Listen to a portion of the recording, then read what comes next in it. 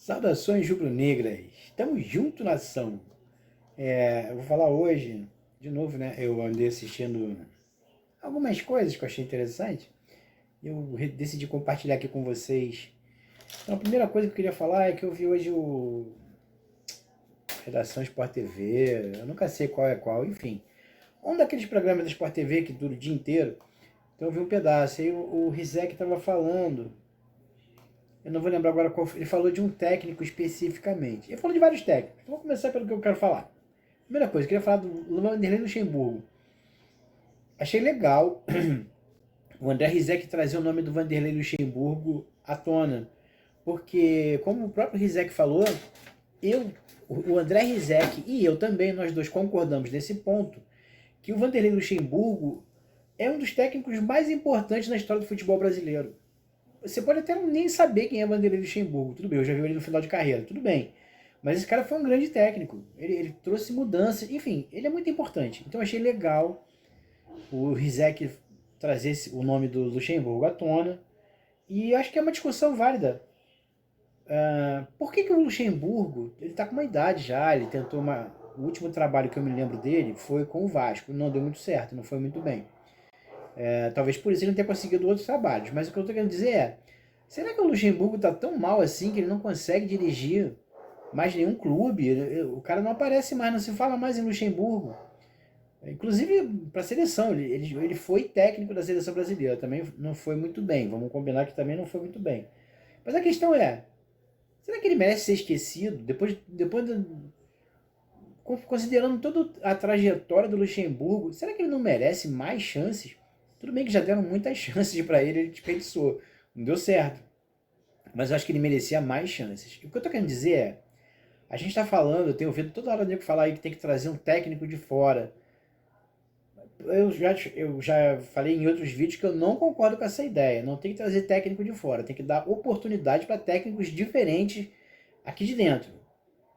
Eu vou falar. O técnico do Fluminense, o Diniz, por exemplo, ninguém fala o nome dele para a seleção, não sei porquê. Para mim ele é o melhor técnico em atividade no Brasil. Enfim, eu estava falando do Luxemburgo, vamos voltar a falar do Luxemburgo. Então é isso, achei legal o André Rizek falar do Luxemburgo. Acho que ele é um cara que merecia, sim, mais oportunidades, apesar de já ter dado errado em mais de um lugar. Mesmo assim, eu ainda considero o Luxemburgo um grande técnico.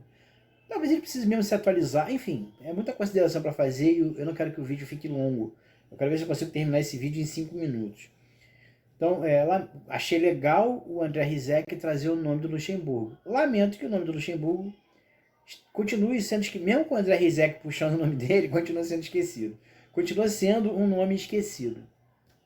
Luxemburgo, vamos junto, meu camarada. Não sei se vocês sabem, mas o Luxemburgo, para quem conhece ele, além de ter sido técnico, ele foi lateral do Flamengo, tá? Se não me falha a memória, lateral esquerdo. O azar dele é que ele era reserva do Júnior, né? E aí, cara, para tirar o lugar do Júnior, não deve ser muito fácil, não. Não sei. Não sei o que você pensa, mas eu acho que deve ser bem difícil ser reserva do Júnior.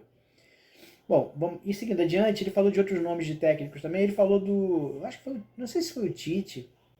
Ele falou o nome de um técnico e disse o seguinte: esse fulano, esse técnico aqui, não gosta de pegar trabalho em andamento, não gosta de pegar time no meio de uma campanha, no meio de uma, como é que fala, temporada. Ele gosta de fazer um trabalho desde o início, ter um trabalho com início, meio e fim e tal. Eu achei isso muito maneiro. Não sei se vocês sabem também, né, mas acho que foi ano passado que inventaram a regra de que não pode trocar de técnico mais do que acho que 3 vezes. Que é claro, isso não vai colar. Mas ia ser maneiro se não pudesse trocar de técnico de jeito nenhum. Contratou o técnico tinha que ser igual o jogador profissional. Estreou por um time, não pode mais tecnicar outro time. Foi técnico do Flamengo, não pode tecnicar outro clube enquanto não terminar a temporada. Ia ser muito maneiro se isso acontecesse. Tá certo que ia ser uma interferência muito grande também. Isso podia até prejudicar muito o futebol a nível nacional, mas o que eu estou querendo dizer é que a gente precisa valorizar o trabalho dos técnicos. Bom, ele falou isso, o que mais que ele falou também que eu achei interessante? É um problema sério que eu tô com a idade avançada, eu tô esquecendo a porra toda que eu quero falar, mas ele falou mais uma parada também. Ele falou uma coisa que eu achei interessante também, que ele falou o seguinte, ele falou desse assunto, né? O cara não gosta de pegar trabalho no meio, também não gosta de largar trabalho pelo meio. Falo do Mano Menezes, que o Mano Menezes, mesmo que ele não vá bem, que não esteja indo bem no Inter, mesmo que sofra pressão, que se o Inter não mandar o Mano Menezes embora, ele não sai, porque ele gosta de levar o trabalho até o final.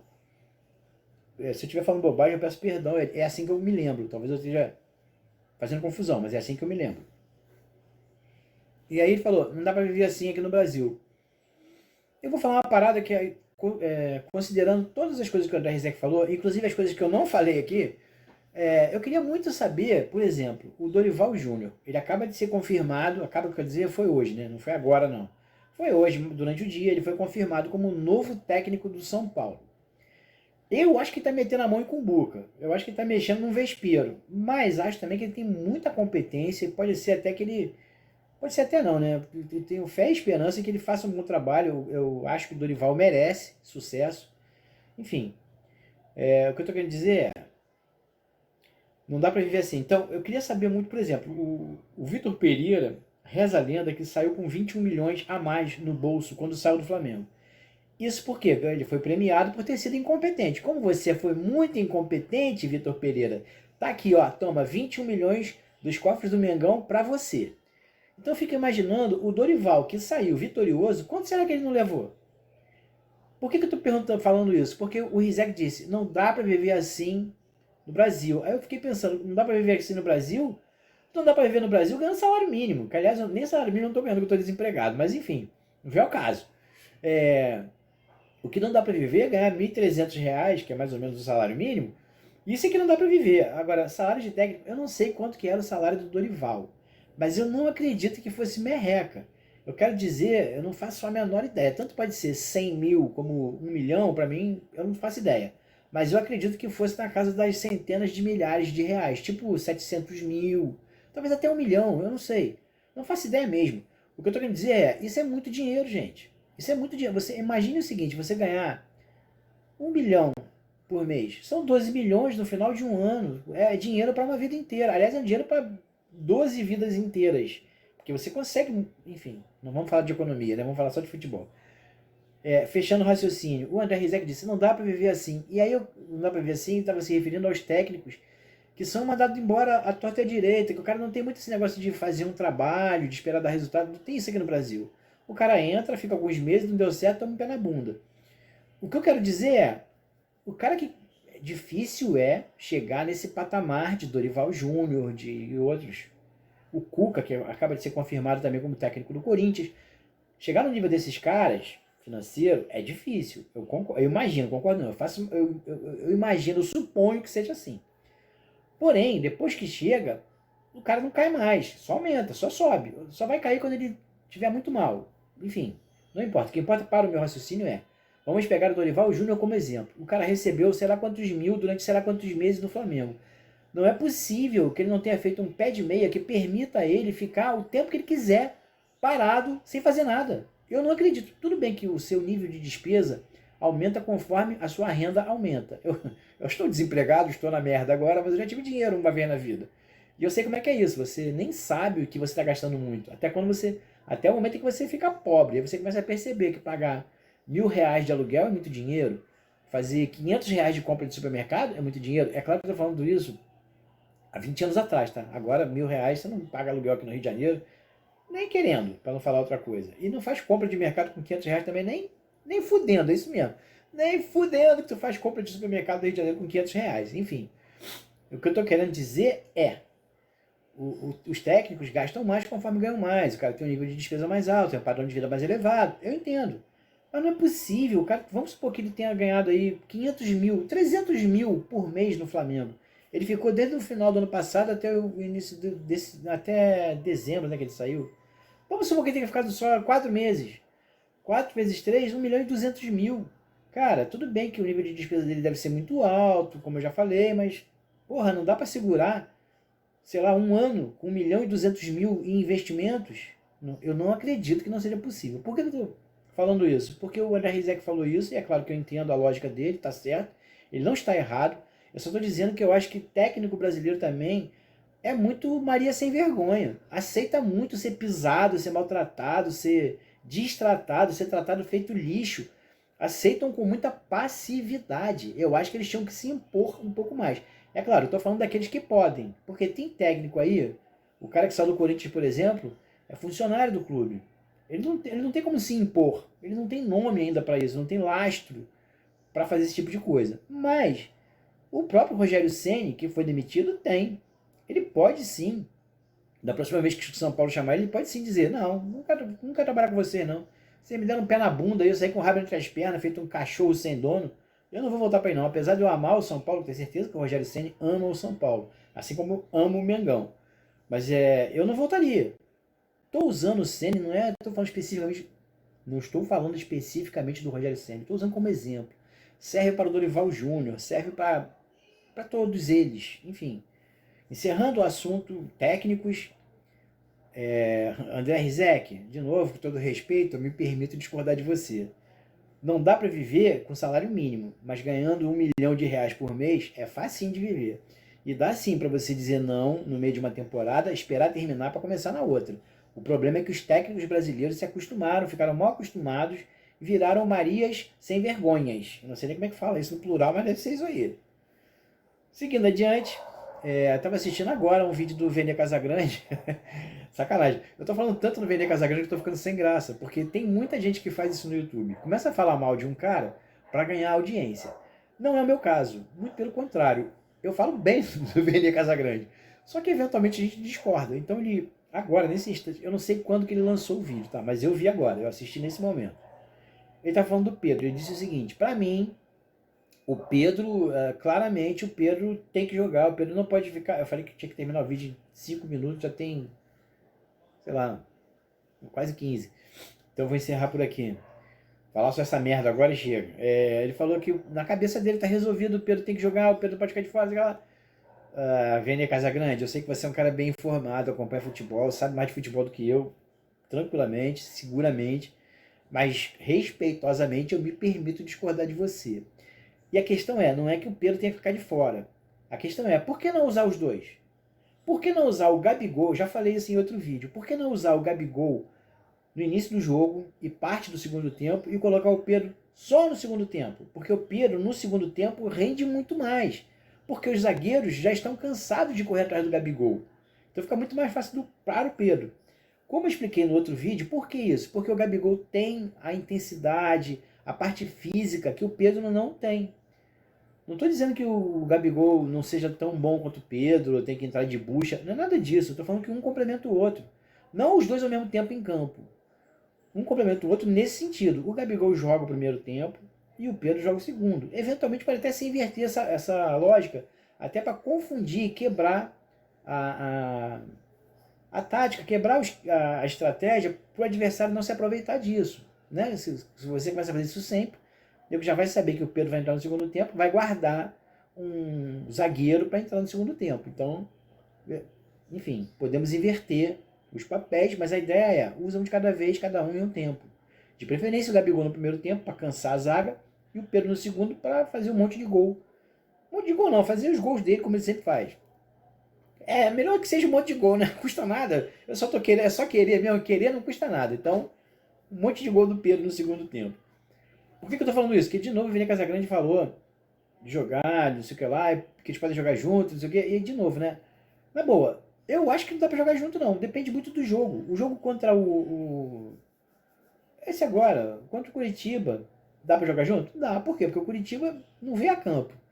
O Curitiba faltou a aula. O Curitiba matou a aula, não entrou em campo, só deu o Flamengo. Esse jogo de ontem, né? Como é que é o nome do time mesmo? Meu Deus do céu, deu branco, gente, peraí. Eu não vou conseguir lembrar. Enfim, o time que o Flamengo jogou ontem, que eu não sei como é que eu posso estar esquecendo tanto assim as coisas, acho que eu tô com Alzheimer mesmo, de verdade. É um time também, visivelmente é um time limitado tecnicamente. Apesar de alguém ter dito que é um time que joga direitinho, eu não achei não. E assim, contra esse time, que eu não consigo lembrar o nome nem a pau,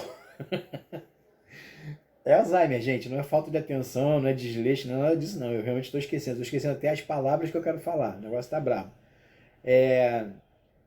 Então, contra esse time, sim, pode jogar o Pedro e o Gabigol junto? Pode, podiam ter jogado. Não jogaram, mas podia, tranquilamente. Agora, a gente vai pegar, vou usar isso como exemplo, tá? Não é que eu tenha muito medo do Internacional, não. Eu vou usar só como exemplo. A gente vai pegar o Internacional lá no Beira-Rio, acho que é no Beira-Rio, né? Só pode ser. Nesse final de semana agora. Eu te pergunto, dá pra colocar o Pedro e o Gabigol? Só queria lembrar pra vocês, antes de vocês responderem que dá, claro que dá, pensa aí. Tem um tal de. Como é que eu ver o nome do cara aqui que eu já esqueci? Que é Pedro Henrique ou Paulo Henrique, não sei. Pedro Henrique. Eu nem vou falar do alemão, que o alemão não é. A velocidade não é bem o forte dele. Mas o Pedro Henrique é. E tem um tal de Wanderson também. Que eu vou falar um negócio pra vocês. Vai ficar difícil pro time do Flamengo se jogar com Pedro e Gabigol contra o Corinthians. Contra o Corinthians, contra o Internacional lá. Pode ser que eu me engane, mas vai dar ruim para nós se entrar com Pedro e Gabigol. Porque o que acontece? Todo time que joga contra o Flamengo vai explorar essa fragilidade que é o time do Flamengo quando joga com todo mundo no ataque. Isso é natural. Não é um problema do Flamengo, é um problema do futebol. Quando você ataca com 5 jogadores, você só pode se defender com o que sobrou. Ataca com 5, você vai se defender com 5. 5. Mas o seu atacante vai atacar com mais gente. E a questão é essa, que você vai atacar com até mais de 5.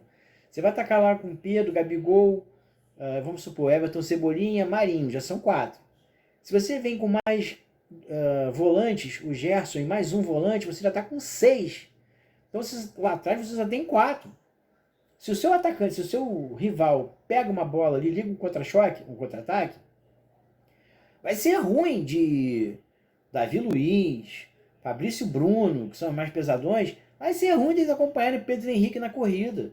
Se deixar a bola chegar, porque eu quero dizer o seguinte, se Pedro e Gabigol jogarem juntos, não reforçar o meio de campo do Flamengo, se a bola chegar no pé do Patrick, é Patrick o nome dele? Deixa eu ver aqui. Alan Patrick, é isso mesmo. Velha merda. Se a bola bater no pé do Alan Patrick e ele ligar o Wanderson ou o Pedro Henrique, a gente tá ferrado. E aí o alemão vai só agradecer. Pá, de cabeça batendo o gol. Então assim, é muito fácil falar que dá para jogar os dois, é muito fácil falar que dá. Mas será que dá mesmo? Eu fico com um pezinho atrás, porque, como eu acabei de falar, vai ter jogo que dá para jogar com Pedro e Gabigol, mas vai ter jogo que você vai precisar reforçar o seu meio de campo. Se vocês se lembrarem dos últimos jogos, contra o Alcas, não, contra o Maringá, ficou muito claro isso. O Davi Luiz, eu até falei, né, o segundo gol, o Davi Luiz vem correndo, tentando se recuperar, tentando voltar para dentro da área, e não consegue, porque não tem mais condição física para isso. Então assim, não dá. Se você não povoar o meio de campo, se você jogar com 2 atacantes centralizados, o Pedro e o Gabigol, jogar com mais o Cebolinha, mais o Marinho, vai ficar ruim para segurar quando o time adversário pegar a posse de bola. Vai ficar difícil para nós, pelo menos é o que eu acho. Vou encerrar por aqui porque já tem 20 minutos que eu estou falando bobagem. Não estou conseguindo enxergar, mas tudo bem, deve ser isso aí. O que eu ia falar? É só isso mesmo, gente. Eu vou pedir para vocês participarem aqui do meu canal. Escrevam nos comentários o que vocês acham. Estou falando besteira? Qual a opinião de vocês? Como é que vocês se sentem com relação a tudo isso? O que você acha? Dá para Pedro jogar com o Gabigol? Dá para jogar Pedro e Gabigol no mesmo time? Em que condições? Contra quem? Escreve tudo isso aí nos comentários. É isso aí, nação. Tamo junto. Então, para encerrar, se inscreve no meu canal. Dá um like aí para mim. E escreve qualquer coisa nos comentários. Tamo junto, nação! Saudações rubro-negras!